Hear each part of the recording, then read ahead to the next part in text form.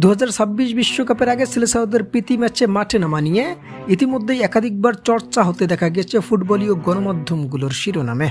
তবে এবার নতুন করে রিউমার নিয়ে এলো ডন কার্লো আনচেলত্তি, যেখানে ইতালিয়ান এই কোচ এবার সোজা সাপটা জানিয়েছে আর্জেন্টিনার বিপক্ষে একটা প্রীতি ম্যাচে মাঠে নামতে।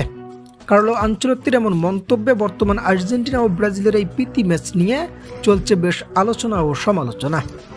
তবে শেষ পর্যন্ত এই ম্যাচটি মাঠে গড়াবে কিনা তা নিয়েও রয়েছে বেশ শঙ্কা, কারণ আর্জেন্টিনার আসন্ন বিশ্বকাপের আগে রয়েছে ব্যস্ত শিডিউল, যেখানে সেপ্টেম্বরে বাছাই পর্বের উইন্ডো শেষ করে তারা বড় বড় সব দলের বিপক্ষে ইতিমধ্যেই প্রীতি ম্যাচের জন্য সময় নির্ধারণ করেছে।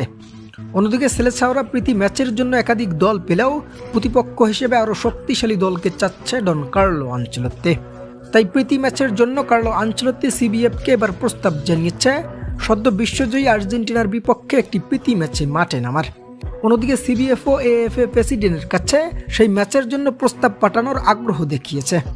তবে যেহেতু এই ম্যাচের পরে বিশ্বকাপের জন্য প্রস্তুত হতে যাচ্ছে দুই দলেই, তাই ইনজুরি মুক্ত স্কোয়াড গঠন করতে শেষ পর্যন্ত এই ম্যাচটি মাঠে গড়ানোর সম্ভাবনা রয়েছে অনেকাংশই কম, কারণ ম্যাচটি প্রীতি ম্যাচ হলেও দুই দলেই লড়বে তাদের আত্মমর্যাদা ধরে রাখার জন্য, আর এতেই তৈরি হবে প্লেয়ারদের ইনজুরির সংখ্যা। ফলে সবশেষে বিশ্বকাপের আগে কার্লো আনচেলত্তির এমন একটা প্রস্তাব শেষ পর্যন্ত বাস্তবায়ন হওয়ার সম্ভাবনা রয়েছে খুবই কম।